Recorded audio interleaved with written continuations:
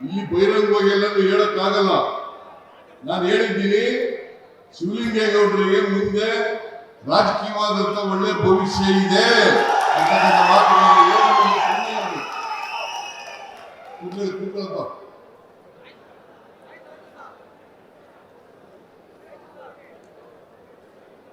ಶಿವಲಿಂಗೇಗೌಡರು ಮಂತ್ರಿ ಆಗಲಿಕ್ಕೆ ಎಲ್ಲ ಅರ್ಹತೆಯನ್ನು ಹೊಂದಿದ್ದಾರೆ.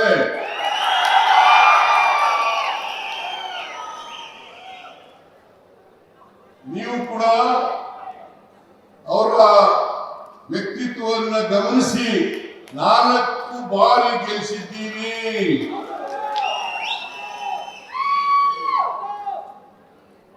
ಆದ್ರೆ ಎಲ್ಲರೂ ಕೂಡ ಬಹಿರಂಗವಾಗಿ ಚರ್ಚೆ ಮಾಡಲಿಕ್ಕೆ ಸಾಧ್ಯ ಇಲ್ಲ. ದಯಮಾಡಿ ತಾವೆಲ್ಲರೂ ಕೂಡ ನಿಮ್ಮ ಅಭಿಮಾನ, ನಿಮ್ಮ ಪ್ರೀತಿ ಶಿವಲಿಂಗೇಗೌಡರ ಮೇಲೆ ಇದೇ ರೀತಿ ಇರಲಿ ಅಂತಕ್ಕಂಥ ಮಾತುಗಳನ್ನು ಹೇಳಿ ಮುಂದಿನ ಚುನಾವಣೆಯಲ್ಲೂ ಕೂಡ ನಿಮ್ಮ ಅಭಿಮಾನ, ಪ್ರೀತಿ, ಆಶೀರ್ವಾದ ಇದ್ದು ಅವರು ಮತ್ತೆ ಶಾಸಕರಾಗಿ ಬರಲಿ ಅಂತಕ್ಕಂಥ ಮಾತುಗಳನ್ನು ಹೇಳಲಿಕ್ಕೆ ಬಯಸ್ತೇನೆ.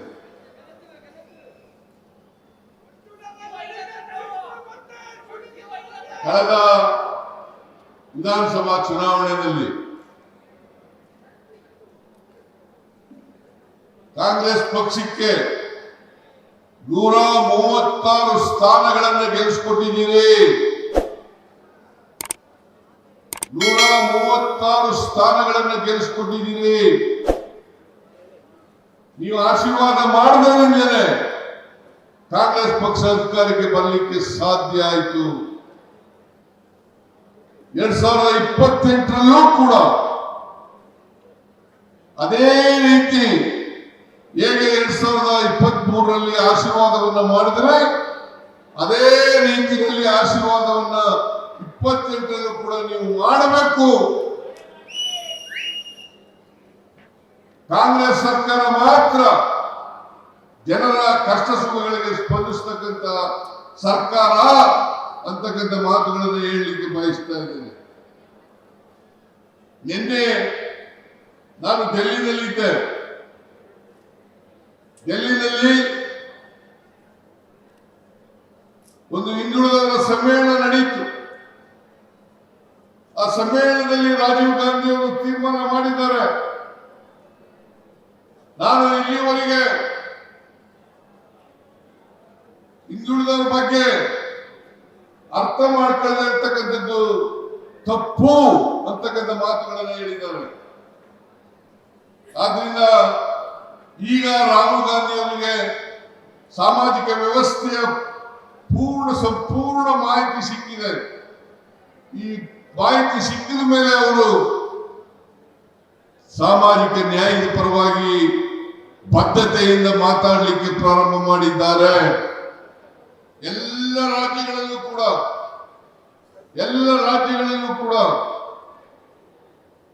ಎಲ್ಲ ಜನರ ಆರ್ಥಿಕ, ಸಾಮಾಜಿಕ, ಶೈಕ್ಷಣಿಕ, ರಾಜಕೀಯ, ಔದ್ಯೋಗಿಕ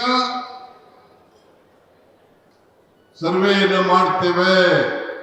ಕಾರಣ ಯಾಕಪ್ಪ ಅಂತಂದ್ರೆ ನೀವೆಲ್ಲರೂ ಕೂಡ ಮುಖ್ಯವಾಗಿ ನೀವು ಬರಬೇಕು.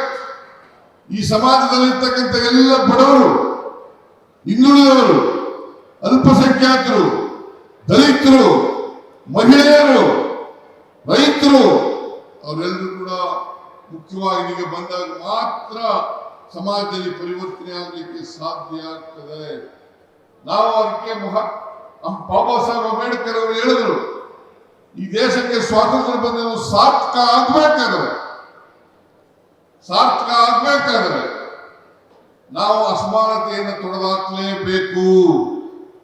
ಎಲ್ಲಿವರೆಗೆ ಬಡವ ಶ್ರೀಮಂತ ಅಂತಕ್ಕಂಥ ಅಸಮಾನತೆ ಇರ್ತದೆ, ಎಲ್ಲಿವರೆಗೆ ಜಾತಿ ವ್ಯವಸ್ಥೆ ಇರ್ತದೆ, ಅಲ್ಲಿವರೆಗೆ ಸಮಾಜದಲ್ಲಿ ಸಮಾನತೆಯನ್ನು ತರಲಿಕ್ಕೆ ಕಷ್ಟ ಆಗ್ತದೆ.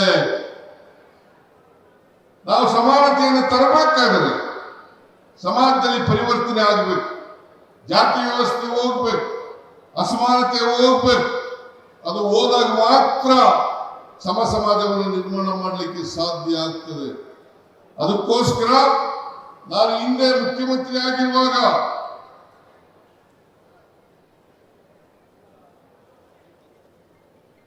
ಎರಡ್ 2013ರಿಂದ 2018ರವರೆಗೆ ಮುಖ್ಯಮಂತ್ರಿ ಆಗಿರುವಾಗ ಅನೇಕ ಭಾಗ್ಯಗಳ ಕಾರ್ಯಕ್ರಮವನ್ನು ಕೊಟ್ಟು ಆ ಭಾಗ್ಯಗಳ ಕಾರ್ಯಕ್ರಮದ ಮೂಲಕ ಬಡವರಿಗೆ, ದಲಿತರಿಗೆ, ಹಿಂದುಳಿದವರಿಗೆ, ಅಲ್ಪಸಂಖ್ಯಾತರಿಗೆ, ಮಹಿಳೆಯರಿಗೆ ಶಕ್ತಿ ತುಂಬತಕ್ಕಂಥ ಕೆಲಸವನ್ನು ಮಾಡೋದು. ನಾನು 165 ಭರವಸೆಗಳಲ್ಲಿ 158 ಭರವಸೆಗಳನ್ನು ಈಡೇರಿಸಿತು. ಬಿಜೆಪಿ 2018ರಲ್ಲಿ 600 ಭರವಸೆಗಳನ್ನು ಕೊಟ್ಟಿದ್ರು. 600 ಭರವಸೆಗಳಲ್ಲಿ 10% ಭರವಸೆಗಳನ್ನು ಕೂಡ ಈಡೇರಿಸಲಿಕ್ಕೆ ಸಾಧ್ಯ ಆಗಲಿಲ್ಲ. 10% ಭರವಸೆಗಳನ್ನು ಕೂಡ ಈಡೇರಿಸಲಿಕ್ಕೆ ಸಾಧ್ಯ ಆಗಲಿಲ್ಲ. ಅವರು ನಮ್ಮ ಮೇಲೆ ಆರೋಪ ಮಾಡ್ತಾರೆ. ಇವತ್ತು ಬಿಜೆಪಿಯವರು ಯಾವತ್ತೂ ಕೂಡ ಜನರ ಆಶೀರ್ವಾದವನ್ನು ಪಡೆದು ಅಧಿಕಾರಕ್ಕೆ ಬಂದಿಲ್ಲ. ಅದು 2008ರಲ್ಲಿ ಯಡಿಯೂರಪ್ಪ ಅವರು ಮುಖ್ಯಮಂತ್ರಿ ಆದರು. ಅವಾಗಲೂ ಕೂಡ 2008ರಲ್ಲೂ ಕೂಡ ಅವರು 113 ಸ್ಥಾನಗಳನ್ನು ಗೆಲ್ಲಿಲ್ಲ. 2023ರಲ್ಲಿ ಆಪರೇಷನ್ ಕಮಲ ಮಾಡಿ ಅಧಿಕಾರಕ್ಕೆ ಬಂದದ್ದು. 4 ವರ್ಷಗಳ ಕಾಲ ಅಧಿಕಾರದಲ್ಲಿದ್ದರು. ಈ 4 ವರ್ಷಗಳ ಕಾಲ ಈ ರಾಜ್ಯವನ್ನು ಲೂಟಿ ಮಾಡಿದರ ಹೊರತು ಜನರ ಸಮಸ್ಯೆಗಳನ್ನು ಬಗೆಹರಿಸತಕ್ಕಂಥ ಪ್ರಾಮಾಣಿಕ ಪ್ರಯತ್ನವನ್ನು ಮಾಡಲೇ ಇಲ್ಲ. ಅದಕ್ಕಾಗಿ ಬಿಜೆಪಿಯವರು 2023ರಲ್ಲಿ ಸೋಲ್ಬೇಕಾದಂತ ಪರಿಸ್ಥಿತಿ ನಿರ್ಮಾಣ ಆಯಿತು. ಇವತ್ತೇನಾದರೂ ಜನರ ಪರವಾಗಿ ಕೆಲಸ ಮಾಡ್ತಾ ಇದ್ರೆ,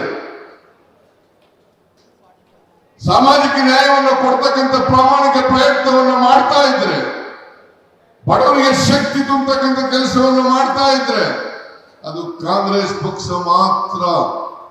ಕಾಂಗ್ರೆಸ್ ಪಕ್ಷ ಯಾವಾಗಲೂ ಕೂಡ ನುಡಿದಂತೆ ನಡೀತಕ್ಕಂಥ ಪಕ್ಷ, ಕೊಟ್ಟ ಮಾತನ್ನ ಈಡೇರಿಸತಕ್ಕಂಥ ಪಕ್ಷ. ಇವತ್ತು ನಾವು 5 ಗ್ಯಾರಂಟಿಗಳನ್ನು ಕೊಟ್ಟಿದ್ದು, ಅನೇಕ ಭರವಸೆಗಳನ್ನು ಕೊಟ್ಟಿದ್ದು. 592 ಭರವಸೆಗಳನ್ನು 2023ರಲ್ಲಿ ನಾವು ಕೊಟ್ಟಿದ್ದು. 592 ಭರವಸೆಗಳನ್ನು ಕೊಟ್ಟಿದ್ದು. 592 ಭರವಸೆಗಳಲ್ಲಿ ಈಗಾಗಲೇ 242 ಭರವಸೆಗಳನ್ನು ಈಡೇರಿಸಿದ್ದೇವೆ. ಬರೀ ಗ್ಯಾರಂಟಿ ಯೋಜನೆಗಳಲ್ಲ, ಬೇರೆ ಭರವಸೆಗಳನ್ನು ಕೂಡ ಈಡೇರಿಸಿದ್ದೇವೆ. ಇವತ್ತು ಎತ್ತಿನಹೊಳೆ ಪ್ರಾಜೆಕ್ಟ್ ಜಾರಿ ಆಗದೇ ಇಲ್ಲ, ಅದು ಇಂಪ್ಲಿಮೆಂಟ್ ಮಾಡಕ್ಕೆ ಆಗಲ್ಲ ಅಂತೇಳಿ ಹೇಳ್ತಿದ್ದವರು ಯಾರು? ಬಿಜೆಪಿಯವರಲ್ಲ,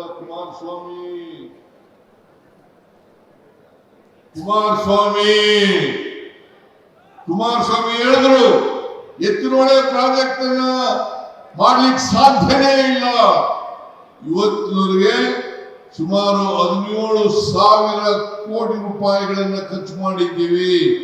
ಮೊದಲನೇ ಹಂತದ ಕೆಲಸ ಪೂರ್ಣ ಆಗಿದೆ, 2ನೇ ಹಂತದ ಕೆಲಸ ಪ್ರಾರಂಭ ಆಗಿದೆ. ಇನ್ನೂ 6,000 ಕೋಟಿಗೂ ಹೆಚ್ಚು ಹಣ ಬೇಕಾಗ್ತದೆ. ನಾನು ಹೇಳ್ತೀನಿ, ಇನ್ನು 2 ವರ್ಷಗಳಲ್ಲಿ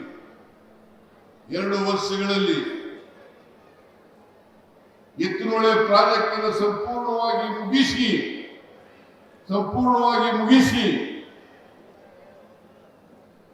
ಮೊದಲನೇ ಹಂತ 2ನೇ ಹಂತ ಕಾರ್ಯಕ್ರಮಗಳನ್ನು ಕೂಡ ಪೂರ್ಣಗೊಳಿಸಿ ಈ ಕುಡಿಯ ನೀರನ್ನ 7 ಜಿಲ್ಲೆಗಳಿಗೆ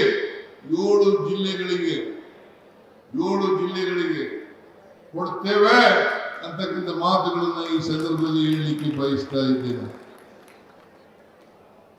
ಅದರಿಂದ ಕುಮಾರಸ್ವಾಮಿ ರಾಜಕೀಯವಾಗಿ ಹೇಳಿದಂತ ಮಾತು ಯಾವ ಕಾರಣಕ್ಕೂ ಕೂಡ ಎತ್ತಿನಹೊಳೆ ಪ್ರಾಜೆಕ್ಟ್ ಅನ್ನು ಮುಗಿಸ್ಲಿಕ್ಕೆ ಸಾಧ್ಯ ಇಲ್ಲ, ನೀರು ಸಿಗೋದಿಲ್ಲ, ನೀರು ಬರಲ್ಲ, ಕುಡಿಯೋ ನೀರು ಕೊಡಕ್ಕಾಗಲ್ಲ ಅಂತೆಲ್ಲ ಹೇಳಿದ್ರು.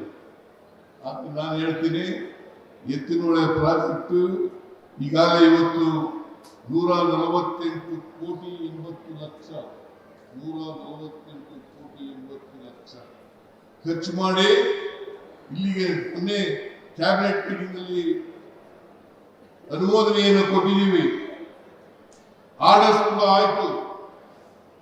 ಇದು ಆಗ್ಬೇಕಾದ್ರೆ ಶಿವಲಿಂಗೇಗೌಡರು ಕಾರಣ, ಅವರ ಒತ್ತಾಯ ಕಾರಣ, ಅವರ ಹಠ ಕಾರಣ ಅಂತಕ್ಕಂಥ ಮಾತುಗಳನ್ನ ಹೇಳಿಕೆ ಬಯಸ್ತಾ ಇದ್ದಾರೆ. ಆದ್ರಿಂದ ಕಾಂಗ್ರೆಸ್ ಸರ್ಕಾರ ಎಲ್ಲರಿಗೂ ಸಾಮಾಜಿಕ ನ್ಯಾಯ ಕೊಡಬೇಕು. ನಮ್ದೇ ಈ 5 ಗ್ಯಾರಂಟಿ ಯೋಜನೆಗಳಿದ್ದಾವಲ್ಲ, ಯಾವುದೇ ಜಾತಿ ಇಲ್ಲ, ಯಾವುದೇ ಧರ್ಮ ಇಲ್ಲ, ಮತ್ತೆ ಪಕ್ಷಾತೀತವಾಗಿ ಕೊಡ್ತಾ ಇದ್ದೇವೆ. ಹಾಸನ ಜಿಲ್ಲೆಯಲ್ಲಿ ಜೆಡಿಎಸ್ ನವರು ತಗೋತಾ ಇಲ್ವಾ? ಈ ಕಾರ್ಯಕ್ರಮದ ಅಡಿಯಲ್ಲಿ ಶಕ್ತಿ ಯೋಜನೆಯಲ್ಲಿ ಜೆಡಿಎಸ್ ನವರು ಫ್ರೀ ಬಸ್ ಪ್ರಯಾಣ ಮಾಡ್ತಾ ಇಲ್ವಾ? ಶಕ್ತಿ ಯೋಜನೆ ಗೃಹಲಕ್ಷ್ಮಿ ಯೋಜನೆಯಲ್ಲಿ 2,000 ರೂಪಾಯಿ ಜೆಡಿಎಸ್ ನ ಮಹಿಳೆಯರಿಗೆ ಸಿಗ್ತಾ ಇಲ್ವಾ? ಅದರಿಂದ ನಾವೆಲ್ಲ ಜನರನ್ನು ಕೂಡ ಇಟ್ಕೊಂಡು ಗಮನದಲ್ಲಿ ಇಟ್ಕೊಂಡು ಒಟ್ಟಾರೆ ಬಡವರು ಯಾವುದೇ ಪಕ್ಷದಲ್ಲಿ, ಯಾವುದೇ ಜಾತಿ ಸೇರಿರಲಿ, ಯಾವುದೇ ಧರ್ಮಕ್ಕೆ ಸೇರಿರಲಿ, ಎಲ್ಲ ಜಾತಿಯವರಿಗೂ ಕೂಡ ಇವತ್ತು ಶಕ್ತಿ ತುಂಬತಕ್ಕಂಥ ಕೆಲಸವನ್ನ ಮಾಡ್ತಾ ಇದ್ದೀವಿ. ಆದ್ರಿಂದ ಬಿಜೆಪಿಯವರು ಹೇಳ್ತಕ್ಕಂಥ ಮಾತುಗಳು, ಜೆಡಿಎಸ್ ನವರು ಹೇಳ್ತಕ್ಕಂಥ ಮಾತುಗಳು ಯಾವುದೇ ಸತ್ಯಾಂಶದಿಂದ ಕೂಡಿಲ್ಲ, ಸತ್ಯಕ್ಕೆ ದೂರವಾದಂತ ಮಾತುಗಳನ್ನು ಆಡ್ತಾ ಇದ್ದಾರೆ. ನಿಮ್ಮ ಆಶೀರ್ವಾದ ಎಲ್ಲಿವರೆಗೆ ಇರ್ತದೆ ಅಲ್ಲಿವರೆಗೆ ನಾವು ಉತ್ತಮವಾದಂತ ಕೆಲಸಗಳನ್ನ ಮಾಡ್ತೇವೆ ಅಂತಕ್ಕಂಥ ಮಾತುಗಳನ್ನು ಹೇಳಲಿಕ್ಕೆ ಬಯಸ್ತಾ ಇದ್ದೇನೆ. ಇವತ್ತು ಇಂಜಿನಿಯರಿಂಗ್ ಕಾಲೇಜ್ ಉದ್ಘಾಟನೆ ಆಗಿದೆ. Engineering college polytechnic, engineering college polytechnic 4 ಸಬ್ಜೆಕ್ಟ್ಗಳನ್ನು ಇಂಟ್ರೊಡ್ಯೂಸ್ ಮಾಡಿ 4 ಸಬ್ಜೆಕ್ಟ್ ಇಂಟ್ರೊಡ್ಯೂಸ್ ಆಗಿದ್ದಾರೆ. ಯಾಕಂತಂದ್ರೆ ಹಳ್ಳಿಗಾಡಿನ ಜನ ಇಂಜಿನಿಯರ್ಗಳಾಗಬೇಕು, ಡಾಕ್ಟರ್ಗಳಾಗಬೇಕು, ವೈದ್ಯರುಗಳ ಆಗ್ಬೇಕು ಅಂತ ಹೇಳಿ ಇದನ್ನ ಮಾಡ್ತಾ ಇರ್ತಕ್ಕಂಥ ಕೆಲಸವನ್ನು ಮಾಡ್ತಾ ಇದ್ದೀವಿ. ನಾವು ಇವತ್ತು ಕಾಂಗ್ರೆಸ್ ಸರ್ಕಾರ ನೀರಾವರಿಗೆ, ಪಿಡಬ್ಲ್ಯೂಡಿಗೆ, ಶಿಕ್ಷಣಕ್ಕೆ, ಆರೋಗ್ಯಕ್ಕೆ ಹೆಚ್ಚು ಒತ್ತು ಕೊಟ್ಟು ಕೆಲಸವನ್ನು ಮಾಡ್ತಾ ಇದ್ದೀವಿ. ಇವತ್ತು ಹಾಸನ ಜಿಲ್ಲೆಯಲ್ಲಿ ಅರಸೀಕೆರೆಯಲ್ಲಿ ಹೆಚ್ಚು ತೆಂಗು ಬೆಳೀತಕ್ಕಂಥದ್ದು ಅಲ್ಲ, ಅರಸೀಕೆರೆಯಲ್ಲಿ ಹೆಚ್ಚು ತೆಂಗು ಬೆಳೀತಕ್ಕಂಥದ್ದು, ತೆಂಗು ಬೆಳೀತಕ್ಕಂಥದ್ದು. ಶಿವಲಿಂಗೇಗೌಡರು ಈಗ ತಾನೇ ನನಗೆ ಮನವಿಯನ್ನು ಕೊಟ್ಟರು. ಏನಪ್ಪಾ ಅಂತಂದ್ರೆ, ನಾವು ಅರಸೀಕೆರೆಯಲ್ಲಿ ಹೆಚ್ಚು ತೆಂಗಿನ ಗಿಡಗಳಿದ್ದಾವೆ, ತೆಂಗಿನ ಗಿಡಗಳಿಗೆ ಕಪ್ಪು ತಲೆ ಹುಳ ರೋಗ ಬಂದು ಗಿಡಗಳೆಲ್ಲ ನಾಶ ಆಗ್ತಾ ಇದ್ದಾವೆ ಅಂತಕ್ಕಂಥ ಮಾತುಗಳನ್ನ ಹೇಳಿದರು. ನಾನು ಈ ತೆಂಗಿನ ಮರಗಳನ್ನ ಉಳಿಸಲಿಕ್ಕೆ ಪ್ರಯತ್ನ ಮಾಡ್ತೇನೆ ಅಂತಕ್ಕಂಥ ಮಾತುಗಳನ್ನು ಹೇಳಲಿಕ್ಕೆ ಬಯಸ್ತೇನೆ. ಇದಕ್ಕೆ ಎಷ್ಟು ಹಣ ಖರ್ಚಾದರೂ ಕೂಡ ಈ ರೋಗವನ್ನು ತಡೆಗಟ್ಟತಕ್ಕಂಥ ಕೆಲಸವನ್ನ ಮಾಡ್ತೇವೆ ಅಂತಕ್ಕಂಥ ಮಾತುಗಳನ್ನು ಈ ಸಂದರ್ಭದಲ್ಲಿ ಹೇಳಲಿಕ್ಕೆ ಬಯಸ್ತೇನೆ. ಜೊತೆಗೆ ಅರಸೀಕೆರೆ ರಾಗಿ ಹೆಚ್ಚು ಬೆಳೀತಕ್ಕಂಥ ಪ್ರಾಂತ್ಯ, ರಾಗಿ ಬೆಳೀತಾ ಇದ್ದೀವಿ.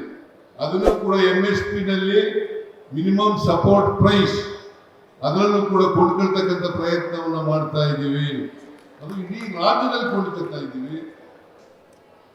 ಅರಸೀಕೆರೆ ತಾಲೂಕಿನಲ್ಲೂ ಕೂಡ ಕೊಂಡ್ಕೊಳ್ತಾ ಇದ್ದೀವಿ. ಅದರಿಂದ ನಾವು ನಮ್ಮ ಸರ್ಕಾರ ಅಧಿಕಾರಕ್ಕೆ ಬಂದ ಮೇಲೆ ಎಲ್ಲ ಬಡವರು, ರೈತರು, ಮಹಿಳೆಯರು, ಕಾರ್ಮಿಕರು ಇವರಿಗೆ ಹೆಚ್ಚು ಒತ್ತು ಕೊಟ್ಟು ಕೆಲಸವನ್ನ ಮಾಡ್ತಕ್ಕಂಥ ಪ್ರಯತ್ನವನ್ನ ಮಾಡ್ತಾ ಇದ್ದೀವಿ. ಜೊತೆಗೆ ಕಳೆದ ಸಾರಿ ಶ್ರೇಯಸ್ ಪಟೇಲ್ ಅವರನ್ನು ಲೋಕಸಭೆಯಲ್ಲಿ ಕಳಿಸಿಕೊಂಡಿದ್ದೀವಿ. ಬಹುಶಃ ಇತಿಹಾಸ ನಿರ್ಮಾಣ ಮಾಡಿದ್ದೀರಿ ನೀವು. ಶ್ರೇಯಸ್ ಪಟೇಲ್ ಪಾಪ ಒಬ್ಬ ಪ್ರಾಮಾಣಿಕ ಯುವಕ, ಅವನನ್ನ ಲೋಕಸಭೆಗೆ ಕಳಿಸಿಕೊಟ್ಟಿರ್ತಕ್ಕಂಥದ್ದು ನಿಜಕ್ಕೂ ಕೂಡ ನೀವು ಬಹಳ ಒಳ್ಳೆ ತೀರ್ಮಾನವನ್ನ ಮಾಡಿದ್ದೀರಿ, ಯೋಗ್ಯ ತೀರ್ಮಾನವನ್ನ ಮಾಡಿದ್ದೀರಿ ಅಂತಕ್ಕಂಥ ಮಾತುಗಳನ್ನು ಹೇಳಲಿಕ್ಕೆ ಬಯಸ್ತಾ ಇದ್ದೇನೆ. ಅದರಿಂದ ನೀವು ಹಾಸನ ಜಿಲ್ಲೆಯಲ್ಲಿ 7 ಸ್ಥಾನಗಳಿದ್ದಾವೆ, 7 ಅಸೆಂಬ್ಲಿ ಸ್ಥಾನಗಳಿದ್ದಾವೆ. ಮುಂದಿನ ಚುನಾವಣೆಯಲ್ಲಿ ಕನಿಷ್ಠ 7ಕ್ಕೆ 7 ಕೂಡ ಗೆಲ್ಲಿಸ್ಕೊಡ್ತಕ್ಕಂಥ ಕೆಲಸವನ್ನು ಮಾಡಬೇಕು. ಶಿವಲಿಂಗೇಗೌಡರ ನೇತೃತ್ವದಲ್ಲಿ ಮತ್ತೆ ಶ್ರೇಯಸ್ ಪಟೇಲ್ ಅವರ ನೇತೃತ್ವದಲ್ಲಿ ಚುನಾವಣೆ ನಡೆದರೆ ನೀವು ಅವರಿಗೆ ಆಶೀರ್ವಾದವನ್ನು ಮಾಡಬೇಕು ಅಂತಕ್ಕಂಥ ಮಾತುಗಳನ್ನ ಹೇಳ್ತಾ ನನ್ನ ಮಾತುಗಳನ್ನು ಮುಗಿಸ್ತೇನೆ. ಜೈ ಹಿಂದ್, ಜೈ ಕರ್ನಾಟಕ, ಜೈ ಕಾಂಗ್ರೆಸ್. ಲೇಟೆಸ್ಟ್ ಹಾಗೂ ಇಂಟ್ರೆಸ್ಟಿಂಗ್ ಸುದ್ದಿಗಳಿಗಾಗಿ ಬಾಸ್ ಟಿವಿ ಕನ್ನಡ ಚಾನೆಲ್ನ ಸಬ್ಸ್ಕ್ರೈಬ್ ಮಾಡಿ. ಹಾಗೆಯೇ ಬೆಲ್ ಐಕಾನ್ ಪ್ರೆಸ್ ಮಾಡಿ. ಇದರ ಜೊತೆಗೆ ಫೇಸ್ಬುಕ್, ಇನ್ಸ್ಟಾಗ್ರಾಮ್, ಎಕ್ಸ್ನಲ್ಲೂ ಮಿಸ್ ಮಾಡದೆ ಫಾಲೋ ಮಾಡಿ.